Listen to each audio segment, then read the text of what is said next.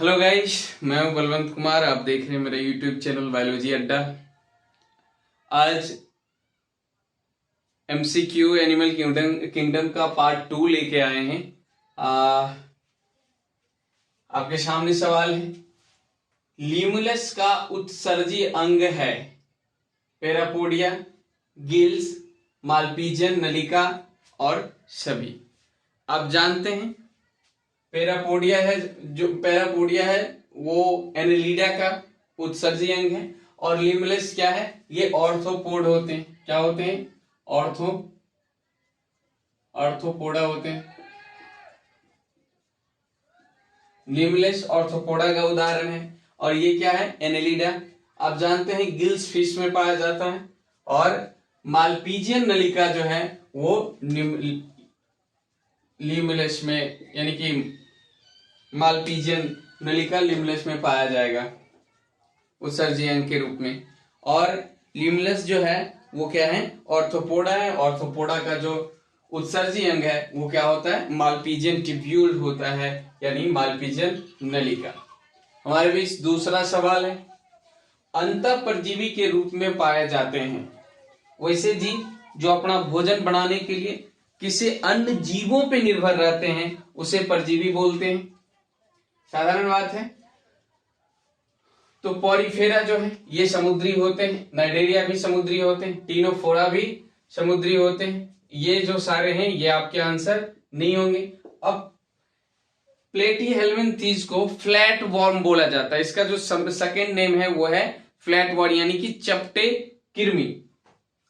चपटे कृमि ये वॉर्म है, और जो मनुष्य के अंदर ही परजीवी के रूप में पाए जाते हैं, इसलिए आपका आंसर क्या हो जाएगा? प्लेटीहेल्मिन्थीज। इसे चपटे कृमि भी बोलते हैं, चपटे कृमि, प्लेटीहेल्मिन्थीज।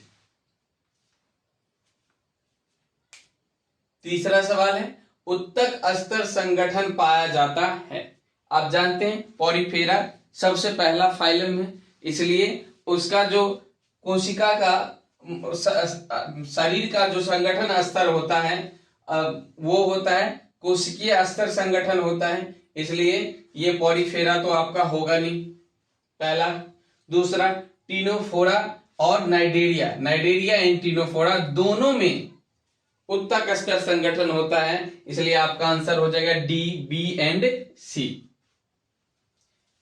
चौथा सवाल है, फाइसेलिया, एडेम्शिया एंड गोर्गोनिया उदाहरण है। डायरेक्ट सवाल उदाहरण से दिया गया है। किसका उदाहरण है? टीनोफोरा, मोलस्का, एनेलिडा और सिलेंट्रेटा।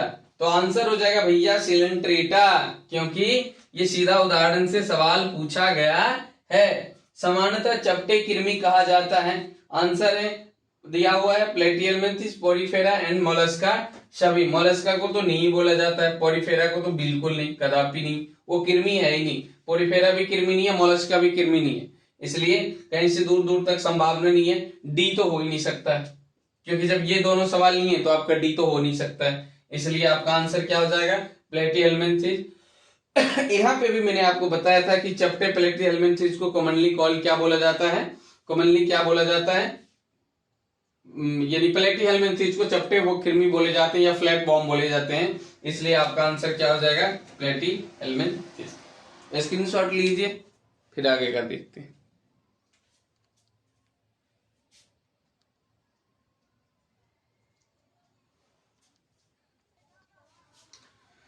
हेलो गाइस, आपके सामने सवाल है, प्लेटीहेल्मिन्थीज के लिए सही कर्म चुने। पहला है अरिय सम्मित द्विकोरी परगुही, द्विपार्श्व सम्मित त्रिकोरिक और परगुही, द्विपार्श्व सम्मित द्विकोरिक और परगुही, अरिय सम्मित द्विकोरिक और परगुही। अरिय सम्मित यानी कि रेडियल सिमेट्री है। अगर किसी जीव को आप एक से अधिक का एक्सिस से भी काटने पे यदि वो दो बराबर भाग में प्राप्त हो जाते हैं तो वो क्या होंगे? अरिय सम्मित। तो ये अरिय सम्मित होता नहीं है। प्लेटीहेल्मिन्थीज को, वॉर्म को आप दो भाग में एक से अधिक एक्सिस से काटने पे आपको दो बराबर भाग मिलेंगे ही नहीं, इसलिए अरिय सम्मित तो ये होगा नहीं। तो जिसमें अरिय सम्मित है वो आंसर क्या हो गया, कैंसिल। आपका एक बार में ए और डी क्या हो गया, कैंसिल हो गया, बच गए ये दो। अब इसी दो पे आपको दिमाग लगाना है, तीसरा पे दिमाग लगाना नहीं है। और ये क्या होते हैं, इसमें मेजोडर्म उपस्थित होता है, इसलिए जिसमें मेजोडर्म उपस्थित होगा वो हो जाता है ट्रिप्लोब्लास्टिक। ट्रिप्लोब्लास्टिक या अर्थात हिंदी में इसे त्रिकोरिक भी बोल सकते हैं। इसलिए आज का आंसर ये त्रिकोरिक जैसे ही हुआ, आपका आंसर क्या हो जाएगा, इसमें क्या है, द्विकोरिक है। ऑप्शन सी में क्या है, द्विकोरिक है, इसलिए आपका आंसर ये क्या हो जाएगा, द्विपार्श्व सममित त्रिकोरिक। और तीसरा ऑटोमेटिक, आप ऐसा ऐसे भी समझ सकते हैं, ये क्या हो जाएंगे, अपरगुही। इसलिए आपका आंसर क्या हो जाएगा, आंसर हो जाएगा आपका बी। सी भी नहीं होगा, ए भी नहीं होगा, डी भी नहीं होगा, आंसर क्या होगा, बी। 17 नंबर सवाल है, चपटे कृमि में प्रासरण उत्सर्जन एवं नियंत्रण में सहायता करती है, कौन सी कोशिका है भैया। पहला बोल रहा है मालपीजियन नलिका।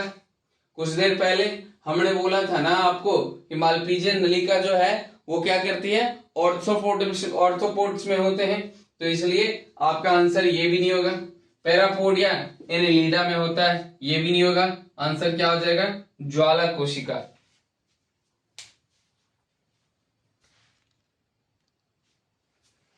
हमारे बीच अगला सवाल है, एनेलिडा का सही उदाहरण चुने। एस्केरिस एंड ब्यूचेरिया, ये एस्केलेंथिस का राउंड वॉर्म का उदाहरण हो गया। नेरिस फेरेटिमा एंड यूरिडिनारिया, ये किसका एग्जाम्पल है, एनेलिडा का, ये आपका होगा नहीं। पाइलासीपिया एंड लॉलिगो, ये किसका है, मोलस्का का उदाहरण है, ये होने वाला नहीं है, डी तो होगा ही नहीं, आंसर क्या हो जाएगा आपका B, Nereis Pheretima and Hirudinaria. Thank you. अगला सवाल है, गोल कृमि के लिए सही कर्म चुने। राउंड वॉर्म की बात कर रहा है, एस्केलेंथिस की बात कर रहा है कि गोल कृमि के लिए सही कर्म चुने। आप जब गोल कृमि को किसी एक्सिस से काटेंगे, गोल कृमि वर्ग में जो जीव आते हैं उसे किसी भी एक्सिस से काटेंगे तो उसे आपको दो बराबर भाग प्राप्त होते हैं, इसलिए उसे बायलैटरल सिमेट्री बोला जाता है, या उसे द्विपार्श्व सममित हिंदी में बोल सकते हैं। तो ये द्विपार्श्व सममित होंगे, तो द्विपार्श्व सममित वाला हमें ढूंढना है, कितना है, इसमें बस एक है। ये देखने में बहुत बड़ा प्रश्न लग रहा था, लेकिन बस यूं चुटकी में सॉल्व हो गया। अड़िय सममित है, ये नहीं होगा, ये नहीं होगा, और ये बच गया द्विपार्श्व सममित, बस एक। और द्विपार्श्व सममित कहीं पे है नहीं, तो आपका सीधा आंसर क्या हो जाएगा, सी। बहुत ही आसान सवाल था, देखने में बहुत लंबा चौड़ा लग रहा था, लेकिन सवाल क्या निकला, बहुत ही आसान। वो कहावत है ना, खोदा पहाड़ निकली चूहिया। क्वेश्चन नंबर 20, पेलिरोब्रेकिया तथा टीनोप्लाना उदाहरण है। ऑब्वियसली भाई नाम से ही पता चल रहा है टीनोफोरा का है, ये किसका उदाहरण हो जाएगा, एनेलिडा का तो है ही नहीं, फेरेटिमा है, फलाना ठिकाना उसका नेरिस है, ये क्या हो जाएगा आपको, Ctenophora. Thank you so much guys. आप चैनल को सब्सक्राइब करें, लाइक करें, कमेंट्स करें, शेयर करें, आपका सपोर्ट बहुत जरूरी है आगे बढ़ने के लिए, और आपके बीच यूं ही बने रहेंगे। Thank you so much. और कभी और भी चीजें लेके आएंगे नेक्स्ट पार्ट में, और 10 सवाल लेके आएंगे, 10 महत्वपूर्ण सवाल। ये लेवल थोड़ा सा और ऊपर उठा के लेते आएंगे, जो नीट और बिहार बोर्ड दोनों के लिए काफी हेल्पफुल रहेगा।